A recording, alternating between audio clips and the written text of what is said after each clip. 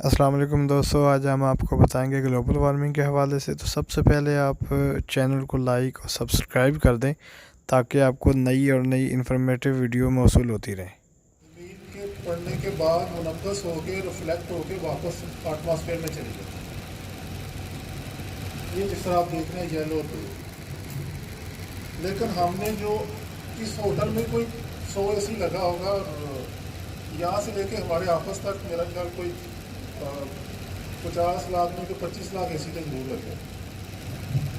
पूरे लाहौर को देख लें, पूरे पंजाब को, फिर पाकिस्तान को, फिर एशिया पे चले जाए। फ्रिज, कार,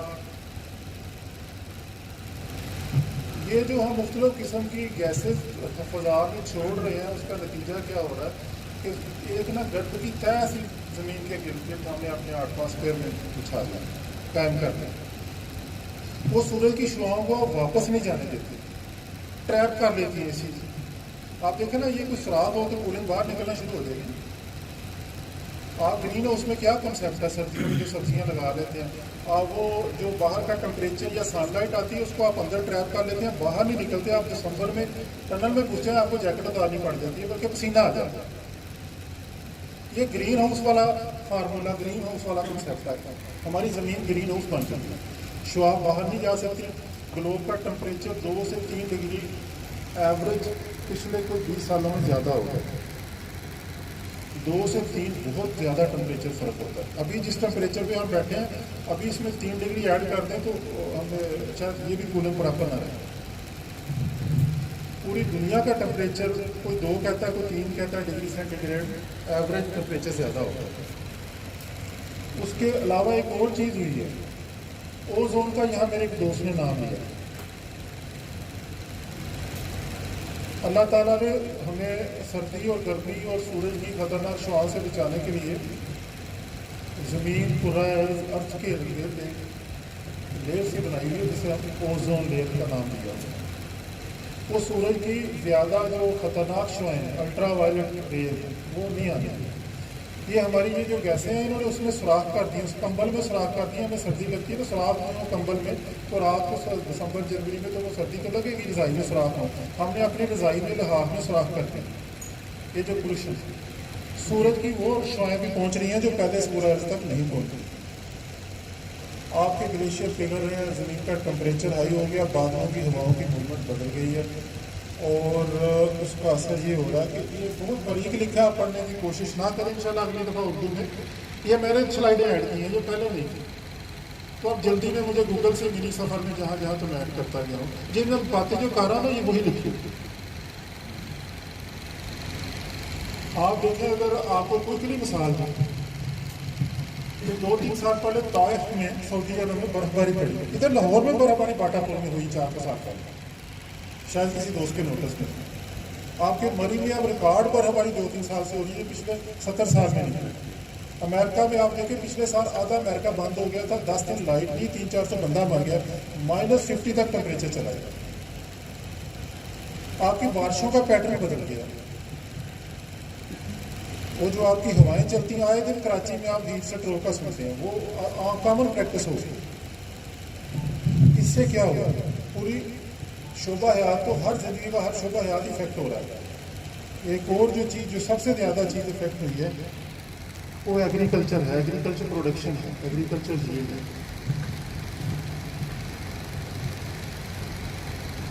आपकी जो क्रॉप है, ये बदलते हुए मौसमी हालात, क्लाइमेट चेंज इसे कहते हैं, वो आपकी क्रॉप की यील्ड को डायरेक्टली इफेक्ट कर रहे हैं। आपकी वैरायटियाँ फेल हो रही हैं। जो अच्छी वैरायटी ले आती है, अच्छा टेंशन वाली, वो सिर्फ आप देखें, काटन वाले जो दोस्त हैं या सुनते रहते होंगे मीडिया में, काटन का पिछले 3-4 साल से 5 साल से क्या हाल है। जब मैंने पेस्टिसाइड इंडस्ट्री को छोड़ा, शुगर इंडस्ट्री, फर्टिलाइजर में गया, उस वक्त तक 50-60 मन आम पैदावार थी एवरेज। अब मैं हैरान हुआ, इंडस्ट्री में वापस आया, 5 मन 10 मन पैदावार, 15 मन कह रह गई।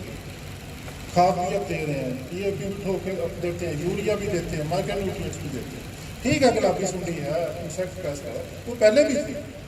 अगर गुलाबी सूंडी नहीं थी तो अमेरिकन करती थी, वाइट फ्लाई वो पहले भी थी। लेकिन ये जो बदलते हुए हालात हैं, ये खराब हमारे इसकी सारी फिजियोलॉजी डिस्टर्ब हो जाती है, अंदरूनी निज़ाम डिस्टर्ब हो जाता है, आपकी गाड़ी हीटअप हो जाती है, इंजन सीज हो जाता है, आपका एसी काम करना छोड़ देता है। कल मैं सफर से यहाँ आ रहा था, यहाँ ब्रेक करनी थी तो वो बार बार एसी गाड़ी का बंद हो रहा था और तबीयत खराब। उसने कहा सर ये 100 से ऊपर करता हूँ तो एसी नहीं चलता इसमें। इसी तरह आपकी जो क्राफ्ट फिजियोलॉजी है, ये मुश्किल लफ्ज़ होगा जो ग्रेडियंट या साइंस इन्होंने नहीं पढ़े, आपका जो मेटल है, आपका जो अंदरूनी निज़ाम है ना, वो सारा डिस्टर्ब हो जाए। आप देखें आपको गर्मी लग रही हो, बाहर सड़क पे आप खड़े हो, मेरी बात इतनी गौर से सुनेंगे, आप कहें यार छेती गल मुका गल करना नहीं कर, ऐसे ही होगा ना, आवाज़ार हो जाएगी। आजकल जो मेरे जैसे, जिस तरह हम स्टूडेंट लाइफ में वैगनों बसों में सफ़र करते थे, अक्सर लड़ाइयाँ हो रही थी, सर्दियों में कम लड़ाइयाँ होती हैं, स्ट्रेस आती है, फसल पे स्ट्रेस आके राइस पे स्ट्रेस आई है, तो मकई पे आप देखें पिछले 2-3 सालों से क्या साइंस हो रही है, दाना नहीं बन रहा, मकई में दाने का इशू रहा, राइस में रहा, मुंजी में रहा, पहले क्यों नहीं होता था? और ये बढ़ती जा रही है चीज़। ये है आपकी चीज़ नोटिस में? मेरा ख्याल डेफिनेटली होगी। गौर से सुन रहे हैं या सुन रहे हैं ना? हाँ, ये कॉन्सेप्ट आप क्लियर हो गए तो फिर आपको उधर ले गए ना जी एबटाबाद, आपने पाइन पे, आपने आड़ू पे भी अपनी फौरन खड़े खड़े फार्म मीटिंग कर दिया।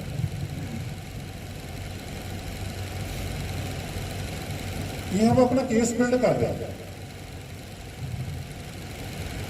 वो कहते हैं ना जो भी हमने सही गलत काम करना, कौमी मुफाद होता है उसके पीछे, तो ये हमारी ज़राअत का मुफाद और ये एक्चुअल हकीकत है। ये जो हम ऑर्गेनिक्स की बात करेंगे, टैश की बात, टैश 30 की बात करेंगे, उसके पीछे क्या मुफाद बसता है, वो चीज़ बता रहा हूँ ताकि आप अपने फार्मर को एजुकेट कर सके पंजाबी या अपने तरीके ना। आप मुसलसल बासियाँ ले रहे हैं, हेलो आप बाहर से चक्कर लगाएं, मैं डिस्टर्ब हो बुरा नहीं बनाना, आप थोड़ा फ्रेश हो जाएंगे, इट्स ओके, इंसान के साथ होता है, हो जाता है, थोड़ा फ्रेश हो जाएंगे, पानी शानी पिए, तो अल्लाह का जिक्र करें, तो वापस आ जाए 1-2 मिनट बाद।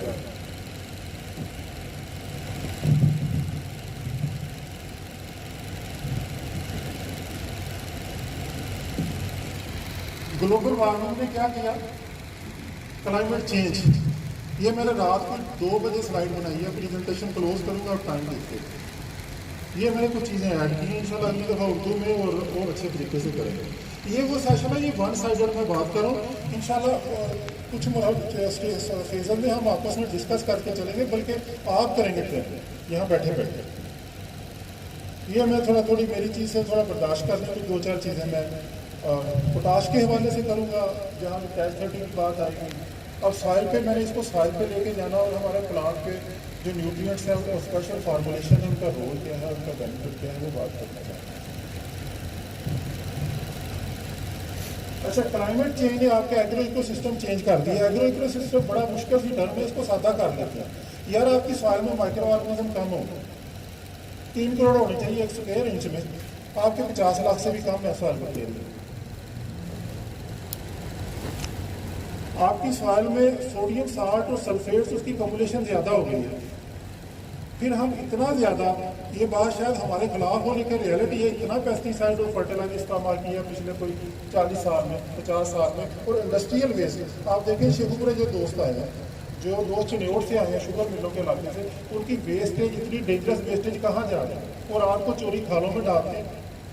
एडमिनिस्ट्रेशन को पैसे दिए होते हैं, उन्होंने फिल्टर नहीं लगाए होते, वो हमारी साइज को खराब कर। ओवरऑल इंडस्ट्री जितनी बड़ी है, इसका ये केमिकल कहाँ जा रहा है खतरनाक। एग्रो इको सिस्टम हमने ख़राब किया, और हमारी सॉइल जो है वो काबिल काश्त उतनी उस तरह नहीं रही, फर्टाइल नहीं रही। और जो फर्टाइल सॉइल थी वो हमने सोसाइटियाँ बना ली हैं। पहले लाहौर से साहिवाल जाते थे, खाली प्लाट नजर आते थे, उतर के मैं तस्वीरें बनाता होता था काटन की प्राइस की। अब साहिवाल तक खाली प्लाट ही कोई नहीं मिलता सड़क किराए पर। इसी तरह साहिवाल से मेहाड़ी चले जाए, जो सरफेस ज़मीन है उस पर सोसाइटी बन गई। हमने अपने एग्रो इको सिस्टम भी ख़राब किया। सॉइल में हमने अपनी तरफ आ जाएँ, राइस की तरफ आ जाएँ और मकई की तरफ आ जाएँ, माइक्रो ऑर्गेनिज्म हमने ख़त्म कर दिया, सॉइल को कॉम्पैक्ट कर दिया, सॉइल की सेहत का ख्याल नहीं रखा। ये साहिवाल वाले जो दोस्त आए हुए हैं, ये 4 फसलें आप ले लो, क्या मटर शटर और अच्छे जल्दी पटाई वाला कच्ची पटाई वाला आलू, और फिर सब्जियों वाले जो स्पेशली आलू वाला साइड से जपालपुर साइड से लोग। तो ज़मीन के पल्ले हम क्या डालते हैं, DAP, यूरिया। जैसे सर्द हो रही है, आप गर्मी लग रही होती है तो हम पेप्सी पी लेते हैं, ये बड़ा तमाशा है हमारा। अच्छा, उसके बाद जब हुआ क्या, क्रॉप स्ट्रेस में आई, क्रॉप आपकी स्ट्रेस में आई, ये जो रंग बिरंगे एरो लगाए क्रॉप स्ट्रेस में आई, तो उससे क्या होगा, ये हमारी टीम मेंबर है, एक्सीडेंट हो गया थोड़ा लेट हो साहिवाल की वैसे बात चल रही है। जी।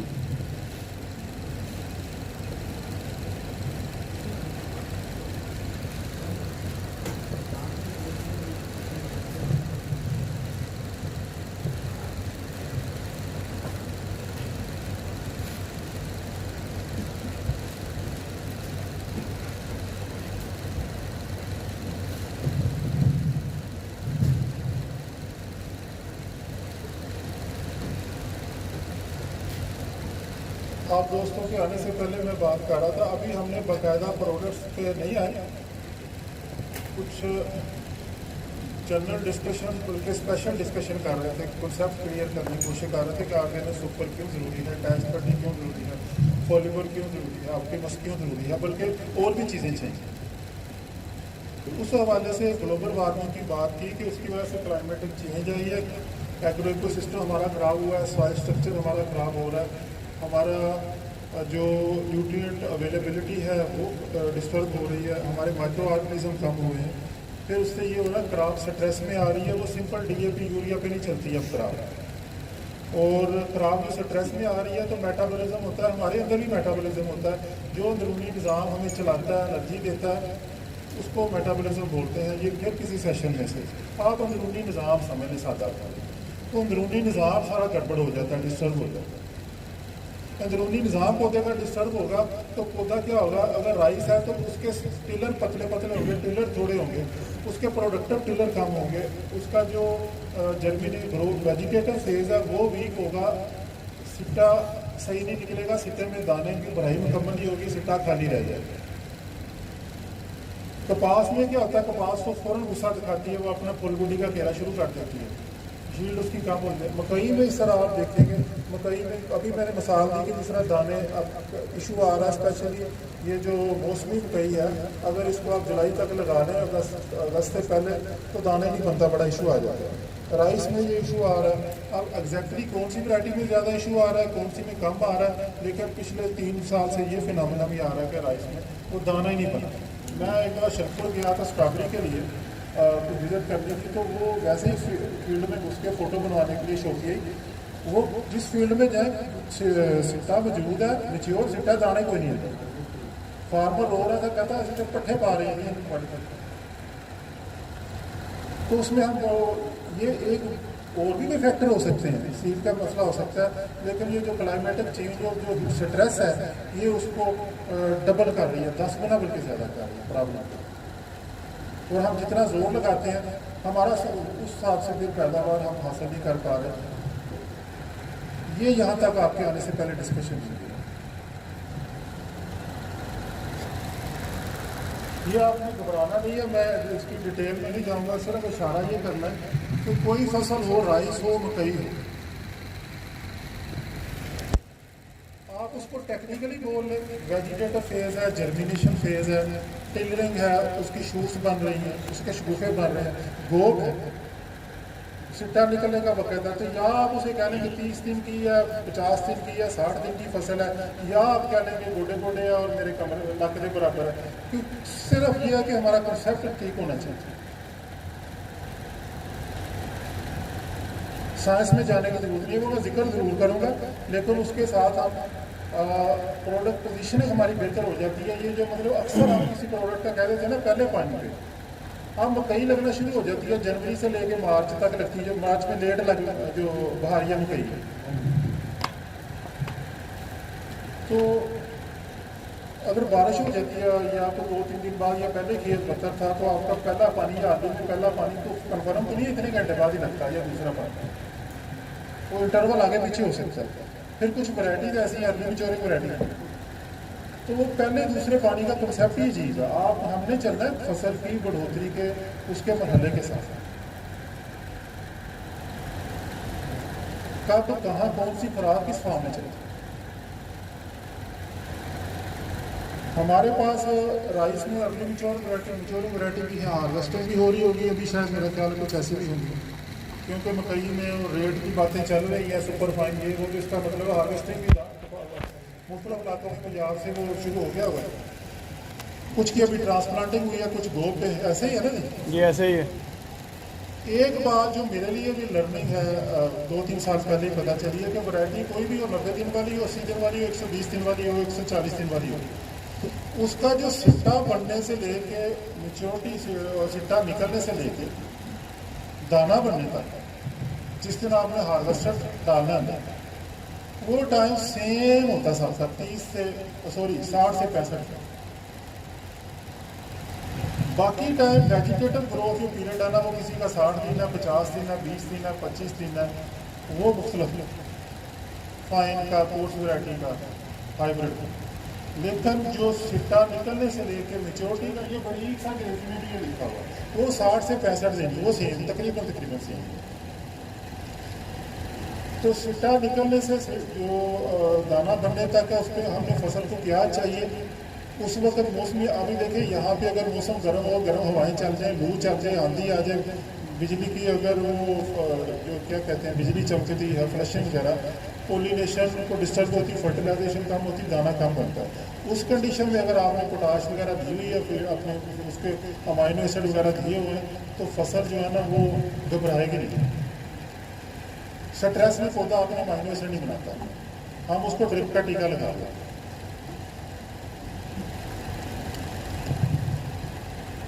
तो क्रॉप स्ट्रेस मैनेजमेंट, ये ब्लैक में एक चीज होती है बैलेंस न्यूट्रिशन। ये मेरे नज़दीक जो प्रैक्टिकल फील्ड एक्सपीरियंस है, ये पुरानी बात है, गलत नहीं मैं कह रहा, पुरानी बात है।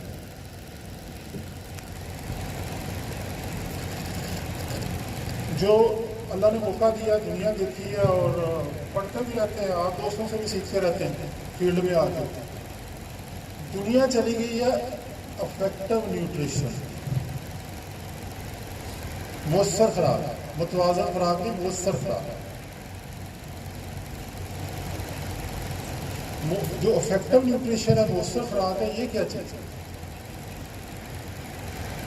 टमाट को, मकई को, राइस को जिस मरहले में जो खुराक चाहिए,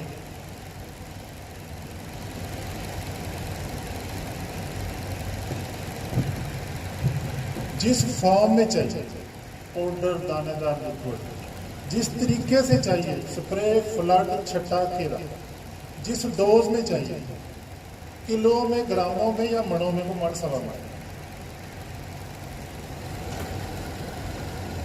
पोटाश हर वक्त पाउडर फॉर्म में इफेक्टिव नहीं होती।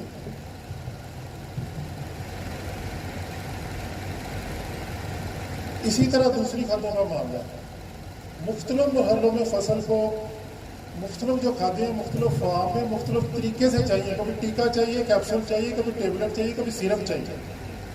जिस तरह आप ये पैरासीटामोल सिरप भी है, इंजेक्शन भी है, हर मेडिकल फार्मेसी जो भी प्रोडक्ट है अमूमन वो सिरप है, इंजेक्शन भी होता है और बाकी टेबलेट्स भी है।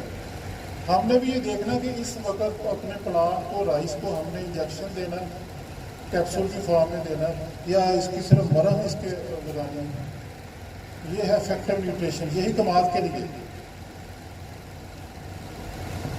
मैं हैरान होता हूँ कि जो लोग अस्त के बाद भी कमाल का यूरिया डाल रहे हैं।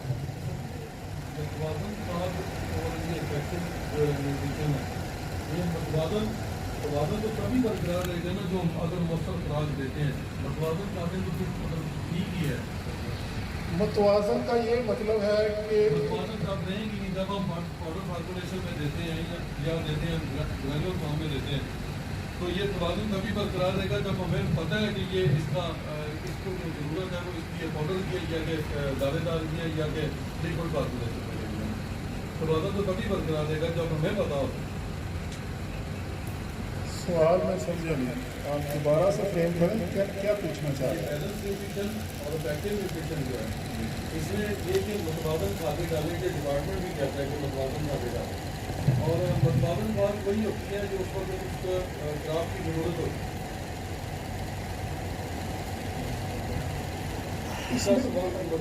बैलेंस का अभी आप डॉक्टर साहब ने एक बात की है कि अगस्त के बाद अगर हम डाल तो रहे हैं यूरिया किसी के फ़ायदे के लिए है, लेकिन हम अगर अगस्त के बाद डालेंगे तो अनबैलेंस हो जाएगी। कैसे अनबैलेंस हो जाएगी? वो तो यूरिया है, वो तो फ़ायदा देती है, अनबैलेंस कैसे हो जाएगी?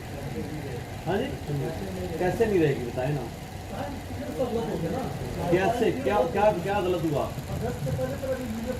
आप अगर देते तो क्या होगा?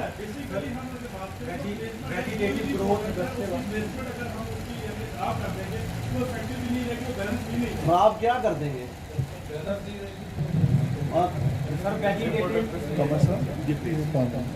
खराब ये होगा, फार्मर कहता है कमाल कच्चा हो जाएगा, टूट जाएगा, अनबैलेंस होगा।